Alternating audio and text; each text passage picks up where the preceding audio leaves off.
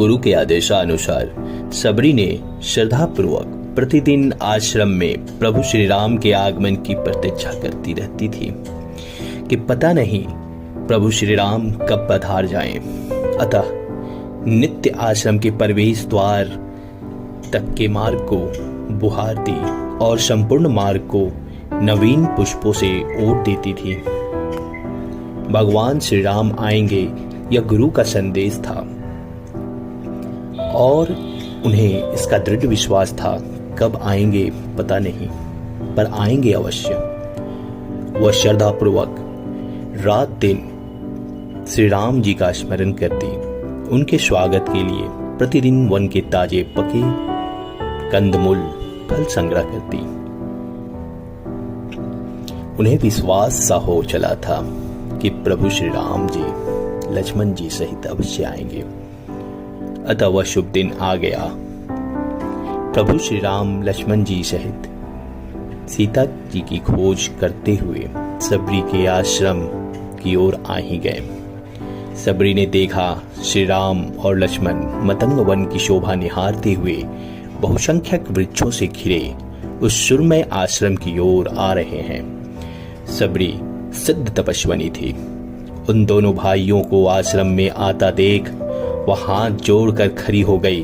उन्होंने श्री राम जी और लक्ष्मण जी के चरणों में सादर प्रणाम किया।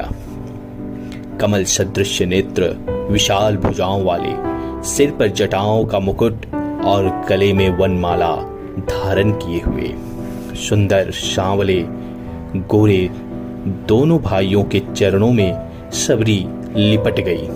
श्री राम ने सबरी को दोनों हाथ बढ़ाकर उठा लिया और प्रेम पूर्वक पूछा, हे चारुभाषिनी, तुमने जो गुरुजन की सेवा की वह पूर्ण सफल हो गई है। उनके ऐसा पूछने पर सबरी ने उत्तर दिया, हे रघुनंदन, आज आपका दर्शन पाकर मुझे अपनी तपस्या में सिद्धि प्राप्त हो गई। आज मेरा जन्म सफल हुआ, गुरुजनों की उत्तम पूजा भी सार्थक हो गई। ऐसा कहकर सबरी ने दोनों भाइयों का पद, अर्घ्य और आचमनीय आदि सामग्री समर्पित की। बड़े वात्सल्य भाव से नाना प्रकार के कंदमूल फल जो प्रभु श्री राम को समर्पित की।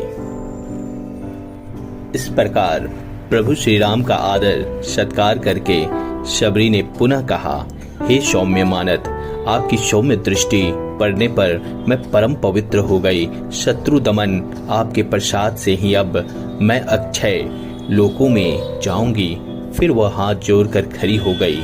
तब श्री राम बोले, हे भामिनी, मैं तो केवल भक्ति का ही संबंध मानता हूँ। जाति पाति कुल धर्म बड़ाई धन बल कुटुंब गुण एवं चतुराई इन सबके होने पर भी भक्ति रहित मनुष्य जलहीन बादल सा लगता है। उन्होंने सबरी को नवदा भक्ति का उपदेश दिया और कहा, मेरी भक्ति 9 प्रकार की है। प्रथम, संतों की संगति अर्थात सत्संग। द्वितीय, श्री राम कथा की प्रेम। तृतीय, गुरुजनों की सेवा। चतुर्थ, निष्कट भाव से हरि का गुणगान। पंचम, पूर्ण विश्वास से श्री राम नाम जप। षष्ठम, इंद्रिय दमन तथा कर्मों से वैराग्य। सप्तम, सबको श्री राम में जानना। अष्टम, यथा लाभ में संतुष्ट तथा छल रहित सरल स्वभाव में हृदय प्रभु का विश्वास। इनमें किसी प्रकार भक्ति दृढ़ होती है। अतएव जो गति योगियों को भी दुर्लभ है वह आज आपके लिए सुलभ हो गई है। उसी फलस्वरूप आप मेरे दर्शन हुए, जिससे आप सहज स्वरूप को प्राप्त करोगे। इतना कहकर श्री राम ने सबरी जी से जानकी के विषय में पूछा। सबरी ने तब उन्हें पंपा सरोवर पर जाने को कहा और बोली, वहां सुग्रीव से आपकी मित्रता होगी। हे रघुवीर, वे सब हाल बताएंगे। आप अंतर्यामी होते हुए भी ये सब मुझसे पूछ रहे हैं। फिर कहने लगे, जिनका आश्रम है, जिनके चरणों में मैं सदा दासी रही, वही पवित्र आत्मा महर्षि के समीप अब मुझे जाना है। प्रेम भक्ति के रंगी हुई शबरी ने बार बार प्रभु चरणों में सिर झुकाकर प्रभु दर्शन करके हृदय में श्री राम के चरणों को धारण करके योगिनी द्वारा शरीर त्यागा। वह प्रभु चरणों में लीन हो गई। भगवत प्रेम का सुंदर स्वरूप जो शबरी ने प्रस्तुत किया, वह किसी भी हृदय में प्रेम भक्ति का संचार करने में सर्वथा सक्षम है। इसमें जरा भी संदेह नहीं।